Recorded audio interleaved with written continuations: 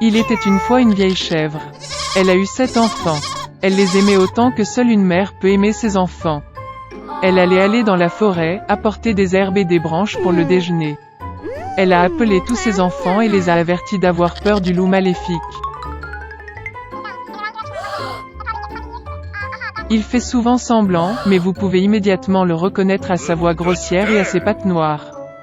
Les petits-enfants ont tout compris et ont assuré à leur mère qu'ils seraient très prudents. La vieille chèvre partit tranquillement. Peu de temps s'est écoulé. Soudain, quelqu'un a frappé à la porte et a crié d'une voix grossière que les enfants devraient immédiatement l'ouvrir. Mais les enfants de la voix rugueuse ont réalisé que c'était un loup. Ils ont répondu que ce n'était pas la voix de la mère, sa voix était gentille et fine, et cette voix était très impolie, ce qui veut dire que c'était un loup. Puis le loup est allé chez le marchand et s'est acheté un grand morceau de craie. Il en a mangé et sa voix s'est affaiblie. Il est revenu, a frappé à la porte et a demandé d'une voix mince aux enfants de l'ouvrir. Le loup a posé sa patte sur la fenêtre et attend. Et les enfants l'ont vu et ont répondu que les pattes de la mère n'étaient pas noires, mais blanches, ce qui signifie que c'était un loup. Puis le loup a couru à la boulangerie et a demandé de lui donner de la pâte. Le loup a oint sa patte avec la pâte. Le méchant s'est approché de la porte pour la 3e fois, a posé sa patte blanche sur la fenêtre et a frappé. Ils ont vu les enfants que la pâte était blanche et ont pensé que c'était leur mère.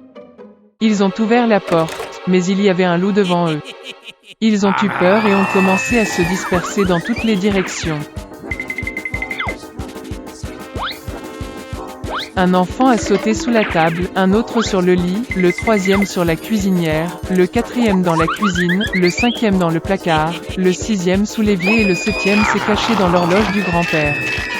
Mais le loup les trouva tous, ouvrit ses mâchoires et avala un à un. Une seule chose qu'il n'a pas trouvée, le plus jeune, qui s'est caché dans l'horloge. Après avoir mangé à sa faim, le loup est parti. Il s'allongea sur une prairie verte sous un arbre et s'endormit. Bientôt, une vieille chèvre rentra de la forêt. Oh, qu'est-ce qu'elle a vu là-bas? La porte était grande ouverte. La table, les chaises, les bancs ont été renversés, le lavabo a été cassé, les oreillers et les couvertures ont été jetés du lit. Elle a commencé à chercher ses enfants, mais elle n'a pu les trouver nulle part. Je les ai appelés par leur nom, mais personne n'a répondu.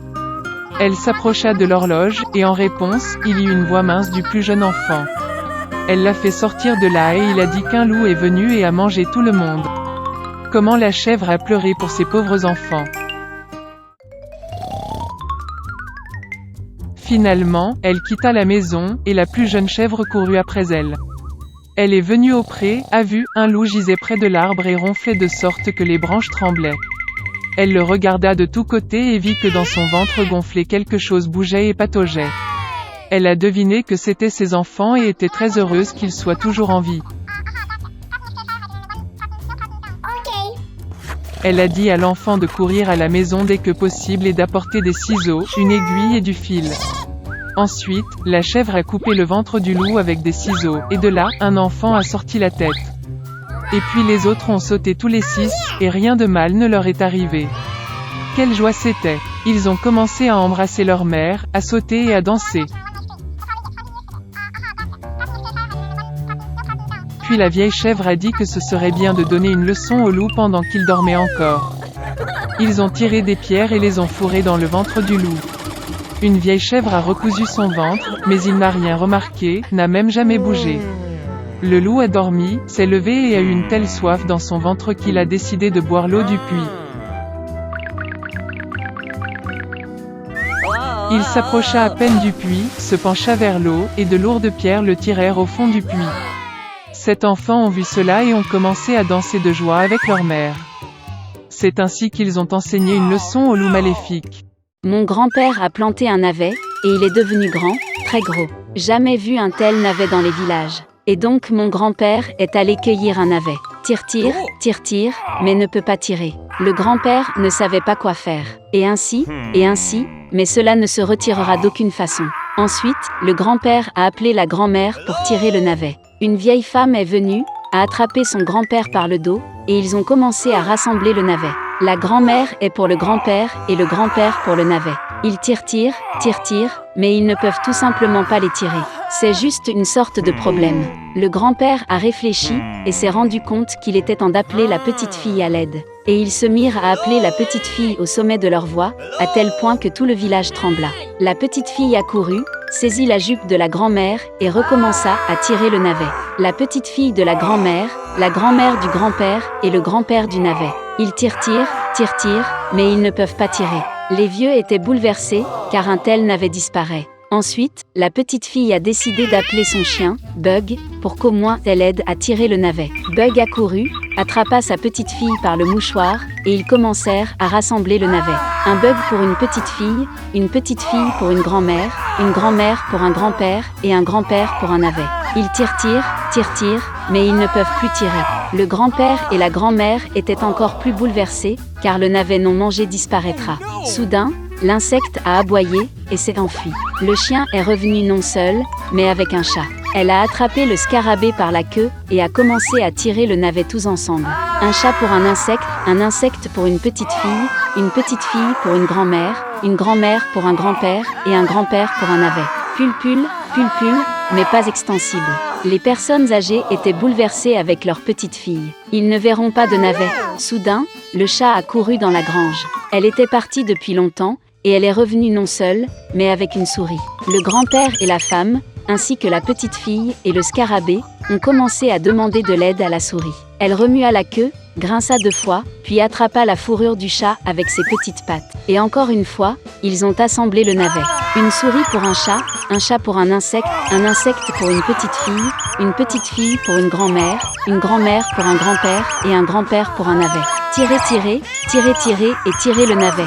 Et c'est ainsi que le grand-père a décidé de partager le navet. Il en prit la moitié pour lui, en donna un tiers à sa grand-mère, un peu moins à sa petite fille, un morceau de scarabée, un demi-morceau pour un chat et une toute petite miette pour une souris. Les animaux ont été offensés par leur grand-père, car ils ont aidé de la même manière, mais il a divisé le navet de manière malhonnête. Un an s'est écoulé. Grand-père a planté à nouveau le navet, et il est devenu plus gros qu'avant. Pendant longtemps, un tel navet n'a pas été vu dans les villages. Et donc mon grand-père est allé cueillir un navet. Tire, et ceci, et cela, mais ne tirera pas. Le grand-père ne savait pas quoi faire. Et j'ai décidé d'appeler à nouveau ma grand-mère pour obtenir de l'aide.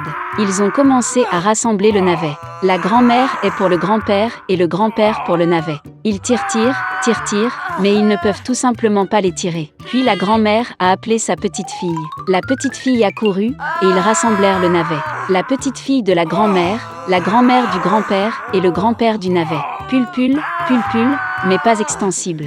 Le grand-père était bouleversé et est allé demander de l'aide aux animaux. Il a appelé Bug, mais elle a seulement détourné le visage, a remué la queue et s'est enfuie. Grand-père a trouvé un chat et elle est montée sur le toit de la grange. Puis le vieil homme est allé à la souris. Mais elle ne l'écouta pas non plus. Puis le grand-père s'est rendu compte que les animaux avaient été offensés par lui pour ne pas avoir honnêtement partagé le navet. Après tout, sans souris, chat ou insecte, le grand-père ne peut pas voir un navet. Le vieil homme réfléchit, rassembla ses pensées et retourna vers les animaux. Il s'est excusé auprès de l'insecte, a demandé pardon au chat et a promis le meilleur morceau de navet pour la souris. Ensuite, les animaux ont accepté d'aider leur grand-père et ils ont commencé à rassembler le navet. Une souris pour un chat pour un insecte pour une petite fille pour une grand-mère pour un grand-père et un grand-père pour un navet. Tirer et tirer le navet. Baba a fait cuire un navet. Depuis longtemps, ces délicieux navets n'ont pas été vus dans les villages. Et le grand-père a divisé le navet également, un morceau pour lui-même, sa grand-mère et sa petite fille. Nous avons chacun un morceau d'un insecte avec un chat et même une souris. Tout le monde était heureux. Ainsi, ils ont vécu dans la paix et l'harmonie heureusement pour toujours.